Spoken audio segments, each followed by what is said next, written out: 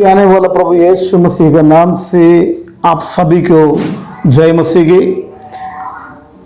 और इस सुंदर वक्त के लिए मैं प्रभु को धन्यवाद करता हूँ। इस YouTube चैनल के द्वारा लगातार परमेश्वर का सामर्थ्य और अद्भुत वचन को आपके समक्ष में लेके आने का अवसर प्रभु ने मुझे प्रदान किया, जिसके लिए मैं प्रभु को धन्यवाद करता हूँ। और लगातार हम लोग प्रभु यीशु मसीह का दूसरा आगमन और इसके पश्चात इस धरती पर घटने वाला खास बातें पर हम लोग मनन करते आ रहा है। और आज का इस पंक्ति में मैं आप सभी को हार्दिक दिल से स्वागत करता हूं। और मैं आशा करता हूं कि पिछला जो संदेश प्रभु यीशु मसीह का दूसरा आगमन पर जो आपके साथ मैंने जो शेयर किया आपके लिए आशीषित रहा। खास करके 4 महत्वपूर्ण सपूतों के ऊपर हमारा लास्ट पहला सीरीज में मैंने आपसे बात किया है। आज और आगे हम लोग सीखेंगे, क्योंकि हर एक मसीही भाई बहनों के लिए और मसीह में जो विश्वास करते हैं, हमारा विश्वास है हमारा स्वामी, हमारा छुड़ाने वाला, हमारा उद्धारकर्ता प्रभु यीशु की आगमन जल्दी होने वाला है। तो इस मुद्दा पर हमें जानकारी रखना और लोग जो हमारे पास आते हैं हमारे विश्वास के ऊपर जो सवाल करते हैं उन सवालों का जवाब हमें देना ये हमारा कर्तव्य है, हमारा जिम्मेवारी है। और आज शाम को परमेश्वर का पवित्र आत्मा हमें मदद करे वचन को सीखने के लिए और समझने के लिए। परमेश्वर हमें अनुग्रह प्रदान करे।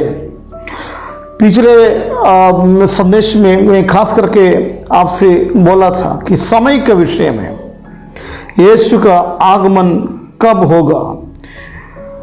पवित्र कलाम कहती है कि यीशु मसीह खुद अपने आप कहते हैं किसी को नहीं मालूम है कि पिता को छोड़ करके।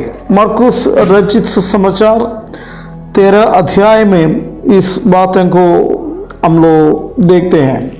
यहाँ पर यीशु मसीह इस प्रकार कहते हैं कि उस दिन या उस घड़ी के विषय में कोई नहीं जानता, ना स्वर्ग के दूत और ना पुत्र, परंतु केवल पिता। ये यीशु का बयान है, इसलिए हम लोग ज़्यादा इस मुद्दा पर टेंशन होने की ज़रूरत नहीं है। बाइबल हमारे प्रभु यीशु मसीह खुद अपनी आप क्लियर साफ शब्दों में यहाँ पर कहते हैं कि ना तो स्वर्गदूत जानते हैं नहीं तो मैं जानता हूँ, केवल पिता जानते हैं।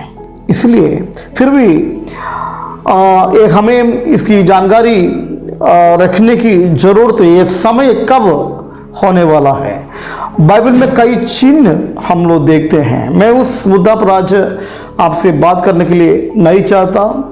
और आज मैं आपके बीच में खास करके बात करने के लिए चाहता हूँ इन दिनों में और जो समय पर अभी हम लोग आप पहुँचे, ये समय क्या यीशु का आगमन का वक्त है या यीशु का आगमन निकट है, इस मुद्दा पर मैं आपसे बात करने के लिए चाहता हूँ। हमारे संदेश की आधार में जो वचन हम लोग पिछले बार पढ़कर हम लोग सुने हैं, उस वचन को फिर से आपके बीच में पढ़ने के लिए चाहता हूँ। प्रकाशित वाक्य की किताब 4 अध्याय उसकी पहली आयत यहाँ पर इस प्रकार वचन कहते हैं, इन बातों के बाद जो मैंने दृष्टि की तो क्या देखता हूँ कि स्वर्ग में एक द्वार खुला हुआ है, और जिसको मैंने पहले तुरही के से शब्द से अपने साथ बातें करते सुना था, यही कहता है यहाँ ऊपर आ जा और मैं वे बातें तुझे दिखलाऊंगा जिनका इन बातों के बाद पूरा होना अवश्य है। Praise Lord. मैंने आपसे ऑलरेडी बताया, ऊपर आ जाने का मतलब परमेश्वर का उपस्थिति में आ जाना। ये शब्द यूहन्ना के कान में पहुंचा है। लेकिन यहाँ पर कहते हैं कि और मैं वे बातें तुझे दिखाऊंगा जिनका इन बातों के बाद पूरा होना अवश्य है। किन बातों के बाद? यहाँ पर खास करके 4 अध्याय की पहले की अध्याय को जब हम लोग मनन करते हैं, वहाँ पर 7 कलीसिया के लिए जो संदेश को हम लोग देखते हैं, है ना। 7 कलीसिया, इफिसुस का कलीसिया से लेकर के लौदीकिया का कलीसिया के तक 7 कलीसिया के ऊपर परमेश्वर का संदेश इन कलीसियाओं को यूहन्ना के द्वारा हम लोग देखते हैं। इस कलीसिया के इन बातों के बाद, कलीसिया को दिया गया इन संदेश के बाद, मतलब इस युग, अभी कलीसिया का युग यानी अनुग्रह का युग, तो हमें बाइबल को स्पष्ट तरीका से समझने की जरूरत है। क्या है समय? इसका मतलब क्या है? जैसे हम उत्पत्ति से लेकर प्रकाशित वाक्य तक 66 अध्याय को मनन करते हैं, वेद पंडित लोग ने इस किताब में घटने वाला अनेक प्रकार की बातें को समय समय के अनुसार सजाया गया है।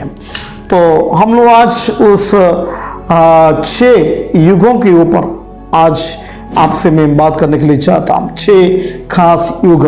तो इस युग के अंत में यीशु का आगमन प्रकट होगा। तो जो युग ऑलरेडी समाप्त हो चुका है, उन युगों के विषय में हमें समझ को रखना जरूरी है। साथ ही साथ इन दिनों में जो आज का इस समय जो काफ़ी महत्वपूर्ण है, इसके ऊपर भी जो थोड़ा समझ हमें रखने की जरूरत है। विस्तार तरीक़ा से आपसे बोलने के लिए मैं नहीं चाहता हूँ। जल्दी से उन 6 खास महत्वपूर्ण युगों के ऊपर मैं आपसे आज बात करने के लिए चाहता हूँ। यदि आपके पास कॉपी कलम है, जो वचन सुनाए जाते हैं, जिसको आप लिख सकते हैं, क्योंकि प्रभु का वचन अनमोल है, ये अनोखा है और जीवित है, जो अद्भुत है, जिसमें सामर्थ्य है, क्रियाशीलता है।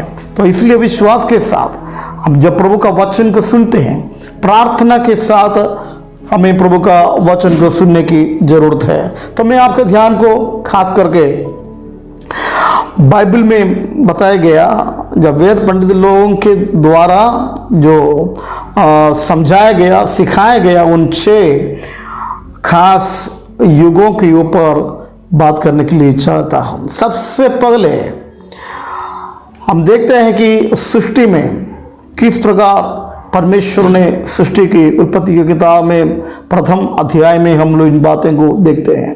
तो सृष्टि के उस युग, मतलब सिंसलेस इरा, पापहीन युग, पापहीन युग, इसका टाइटल से ही आपको समझ में आ जाते हैं कि इस युग का विशेषता क्या है।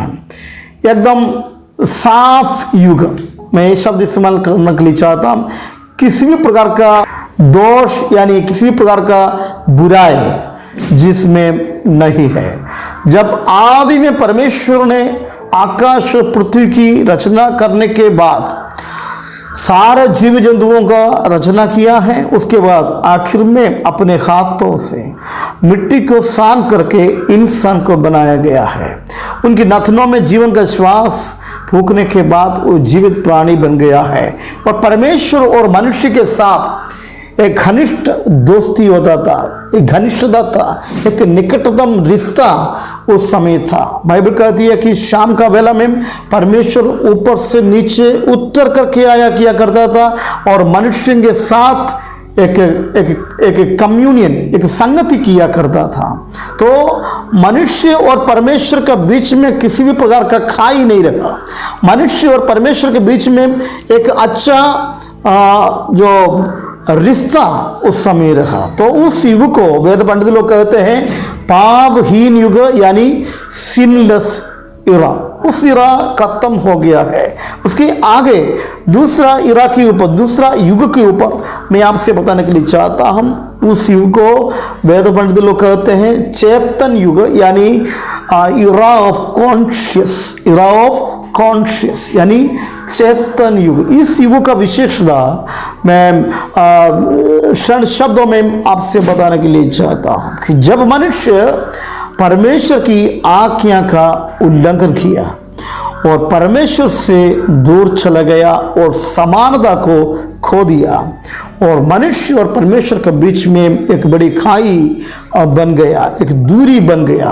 अभी परमेश्वर के संपर्क में मनुष्य नहीं है, मनुष्यों में अभी पाप आ गया। बाइबल कहते हैं एक मनुष्य के द्वारा पाप इस धरती पर प्रवेश हुआ और पाप के द्वारा मृत्यु आ गया है। चेतन युग मनुष्य खुद अपने आप एक फीलिंग, एक एहसास होने का एक युग है। जब उनके गलतियों के ऊपर, उनके काम कार्यों के ऊपर ये सही है या गलत है, एक एहसास होने का युग, कॉन्शियस इरा यानी चेतन युग जिसको बताया जाता है।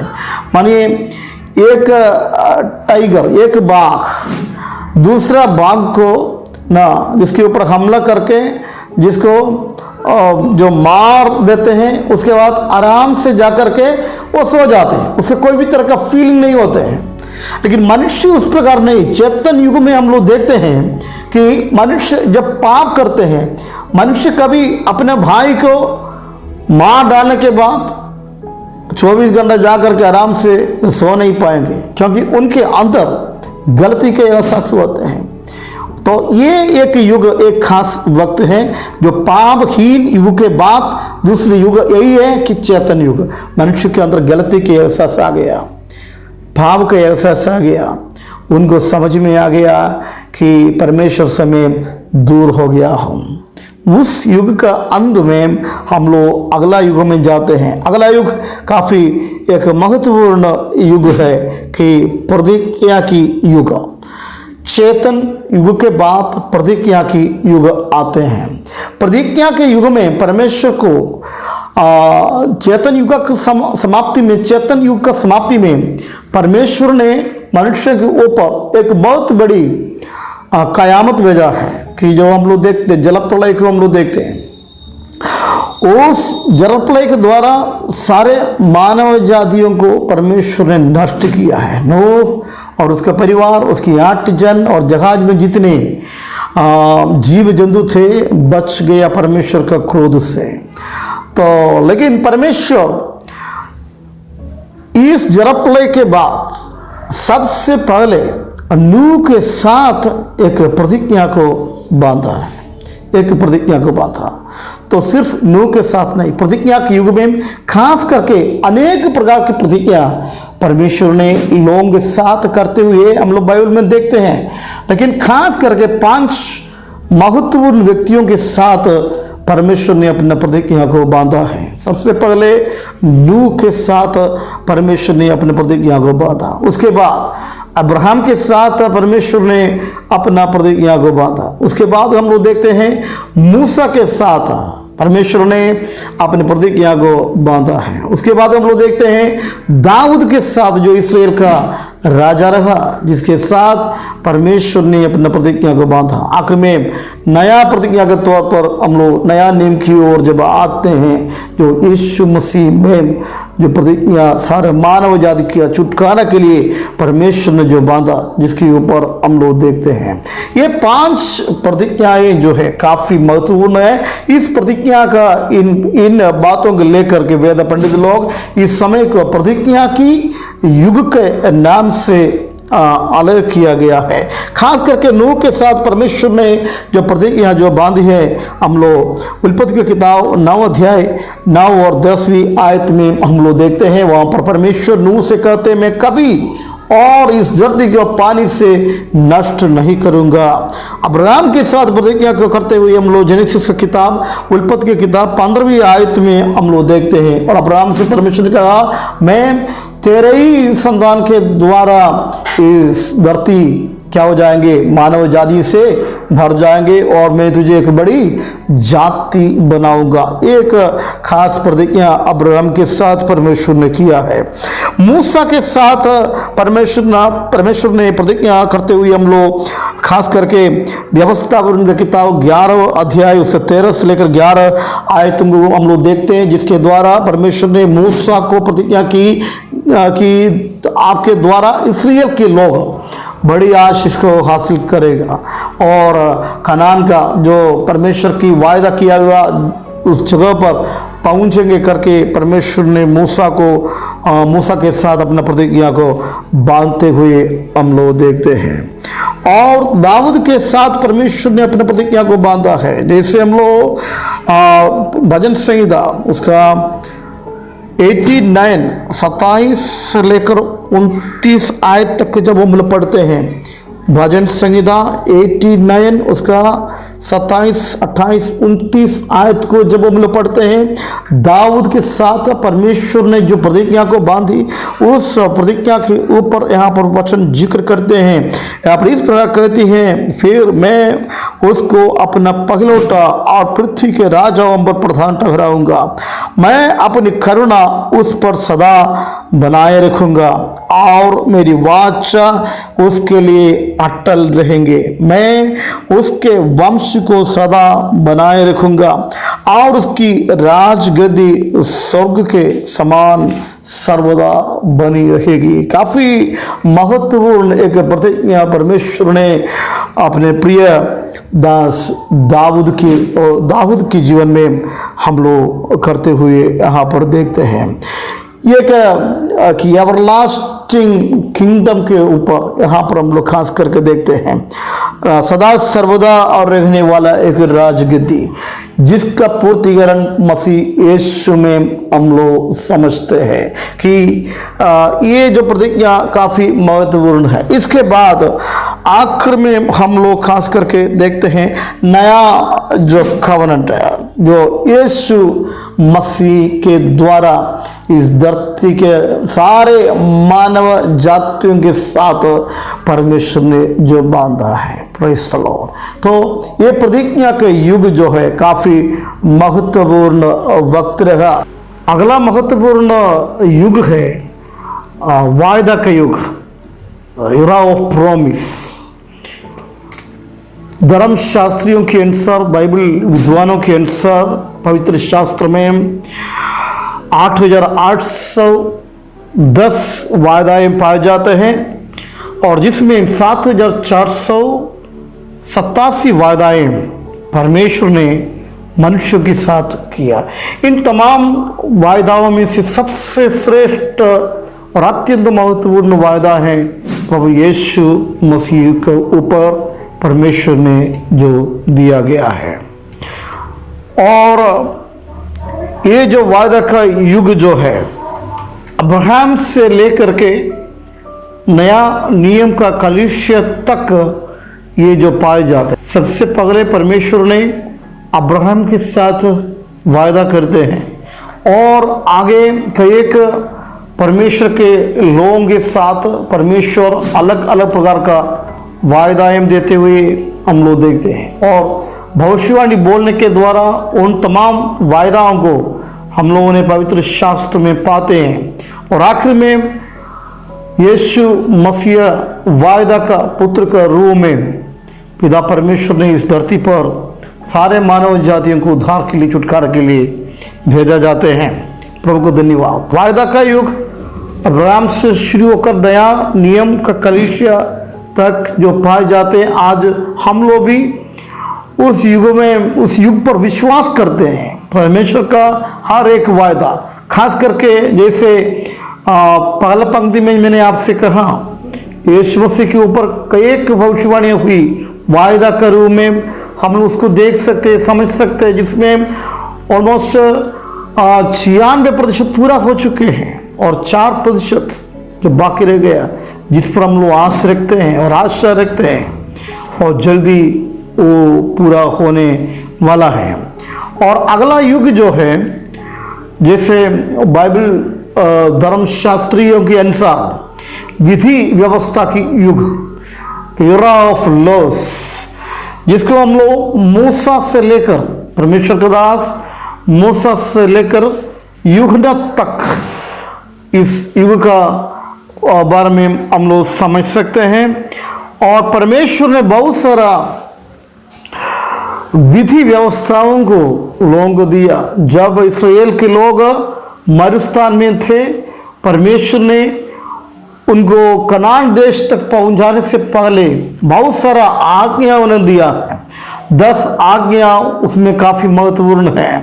और बाइबल में लगभग 614 व्यवस्थाओं को यानी विधियों को परमेश्वर अपने लोगों को देते हुए हम लोग समझ सकते हैं।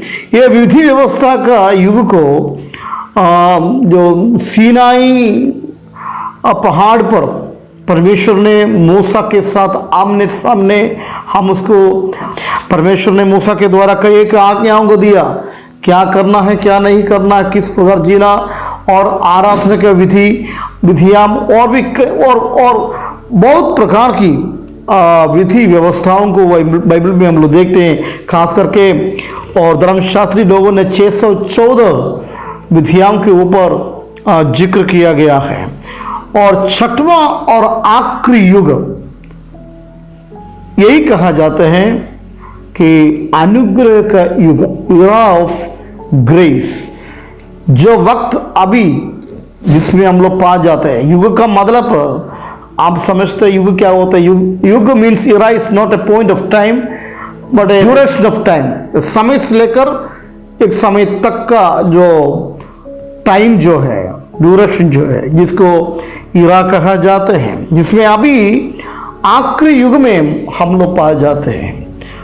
और आखिरी युग इसलिए कहा गया क्योंकि प्रकाशित वाक्य में जिसमें हम लोगों ने देखा कलीसिया का साथ कलीसियाओं के लिए संदेश देने के बाद, इन बातों के बाद जो है ना, जैसे हमने शुरुआत में पढ़कर सुनाया था, इन यहाँ ऊपर और मैं वे बातें तुझे दिखाऊंगा जिनका इन बातों के बाद पूरा होना आवश्यक है। मतलब इस युग जो इसको ईरा ऑफ ग्रेस यानी अनुग्रह का युग कहते हैं और कलीसिया का युग कहते हैं। और भी बाइबल धर्मशास्त्री लोगों ने और बाइबल विद्वान लोगों ने इस युग को खास करके पवित्र आत्मा का युग भी कहा जाता है, क्योंकि इस युग में पवित्र आत्मा ने हमें पापों के विषय में और धार्मिकता के विषय में होश देते हैं और पवित्र आत्मा की अगुवाई में होकर हम मसीह जीवन को व्यतीत करते हैं। इसलिए इस युग को जो धर्मशास्त्री लोगों ने पवित्र आत्मा के युग भी कहता है, the era of the Holi spirit. तो अभी मैं आज का इस पंक्ति जब समाप्त होने से पहले आपसे बताने के लिए चाहते हैं, इस युग का कौन सी दशा में आप और अभी पाए जाते हैं? क्या इस युग का, इस अनुग्रह का युग का शुरुआत में है क्या, या इसकी अंत में है क्या, आखिरी पल में है क्या, जिस पर हमें और जानकारी रखने की जरूरत है। Praise the Lord. अनुग्रह के युग प्रभु यीशु मसीह के द्वारा प्रकट हुई है। अभी जो संत पौलुस की भाषा में हम रोमियों के पत्री में संत पौलुस इस अनुग्रह के ऊपर, ग्रेस के ऊपर कई एक वचन को बोला है और यहाँ तक कहा कि मुझे तेरा अनुग्रह काफ़ी है। इस युग का विशेषता है, मुझे तेरी अनुग्रह का विशेषता है। Can do everything who strengthens me, है ना, जो परमेश्वर के द्वारा मैं सब कुछ कर सकता हूँ और उसकी अनुग्रह मुझे काफ़ी है। तो इस युग में, इस युग का कौन सी दशा में कि आप और हम हैं, जिसको समझने के लिए हमें कलीसिया का जो कलीसिया का वक्त, जो शुरुआत से लेकर अभी तक कलीसिया का जो इतिहास को भी थोड़ा सा समझ रखने की जरूरत है। तब जा करके आप और हम पूरी रीत से समझ में आ जाएंगे इस युग का अंत कब होगी ना। युग की अंत होता है, दुनिया का अंत, संसार के अंत नहीं होता है, युग का अंत होता है। इस युग का अंत में यीशु मसीह प्रकट होना है ना। मध्य आकाश में यीशु मसीह आएगा। यीशु मसीह किसके लिए आ रहा है? पहली बार यीशु मसीह ने आया सारे मानव जातियों के लिए आया है, जिसको पापों से छुड़ाने के लिए यीशु मसीह आया। लेकिन दोबारा जब यीशु मसीह जब आएंगे उस कार्य के लिए नहीं, वरना जो मसीह में पाए जाते हैं उनको पूरी रीत से इस धरती से अलग करके अपने संग लेकर, जो हमारे लिए रखा हुआ, यीशु मसीह ने कहा मैं जा रहा हूँ, तुम्हारे लिए घर बनाने के लिए जा रहा हूँ, उस घर पर मसीह के साथ वास करने के लिए, हमें अपने संग लेके जाने के लिए यीशु आने वाला है। कि आज का संदेश समाप्त होने से पहले मैं फिर से एक बार इस अनुग्रह के युग पर जो अगले संदेश क्या रखा आपके बीच में बताकर समाप्त करने के लिए चाहता हूँ, जिसके लिए हमें कलीसिया का हिस्ट्री को, इतिहास को हमें समझने की ज़रूरत है। यहाँ पर खासकर कि एक दृष्टांत यीशु मसीह कहते हैं। अगला हमारा चिंतन इस दृष्टांत के ऊपर होगा। हम समझेंगे क्या इस अनुग्रह का युग अभी खत्म होने वाला है, क्या यीशु का आगमन निकट है क्या, जिसकी आधारित मरकुस 13 अध्याय उसका 32 लेकर 37 आयत तक हम लोग अगला पंक्ति में चर्चा करेंगे। हम समझने की कोशिश करेंगे। यहाँ तक यीशु मसीह ने ऑलरेडी कह चुका है कि मेरा आगमन का वक्त किसी को मालूम नहीं, सिर्फ पिता को मालूम है। फिर भी इस युग का अंत कब होगा, इस युग का अंत में यीशु मसीह पक्का आएगा, क्योंकि प्रकाशित वाक्य कहते हैं इन बातों के बाद जो होने वाला उस बात के यूपर मैं बताने के लिए चाहता हूँ। इसलिए मेरे उपस्थिति में आ जा ना, ऊपर आ जा, एक बुलाहट यूहन्ना को देते हैं। प्यारो, जरूर हम परमेश्वर के वचन में आगे बढ़ेंगे और यीशु का आगमन काफ़ी निकट है। उसका समय और चिन्हों के विषय में बाइबल बहुत सारा जानकारियाँ हमें देते हैं, चेतावनी हम देते हैं। और हम अगला पंक्ति में जब आएंगे, संदेश में जब आएंगे कलीसिया का इतिहास के साथ, हम लोग देखेंगे, तब कोशिश करेंगे समझने का अभी वक्त आप पहुंचा कि नहीं पहुंचा, क्या यीशु जल्दी आने वाला है। इन वचनों के साथ परमेश्वर आपको बहुत ऐसी आशीष करे। यदि आपको किसी भी प्रकार का संदेह है, कोई भी प्रश्न है, कृपया स्क्रीन पर दिया गया नंबर पर आप संपर्क कर सकते हैं और परमेश्वर आप सभी को बहुत ऐसे आशीष देवे। Thank you. आइए प्रार्थना के साथ हम समाप्त करेंगे। खुदावंद प्रभु यीशु, आपका आगमन काफ़ी निकट है। बाइबल हमें चेताते हैं जागते रहो, क्योंकि मालूम नहीं घर का स्वामी कब आएंगे। खुदावंद, जितने लोग तेरे वचन को सुना उन्हें बुद्धि दे और समझ दे, और हम सभी को तेरी आत्मा की अगुवाई में होकर जीने के लिए सहायता कर। हमेशा हमारे अंदर ये विचार होने पाए कि यीशु जल्दी आने वाला है। मारानाथा, यीशु जल्दी आने वाला है। खुदावन सभी को तू आशीष कर। धन्यवाद करते हैं यीशु मसीह के नाम से, आमीन।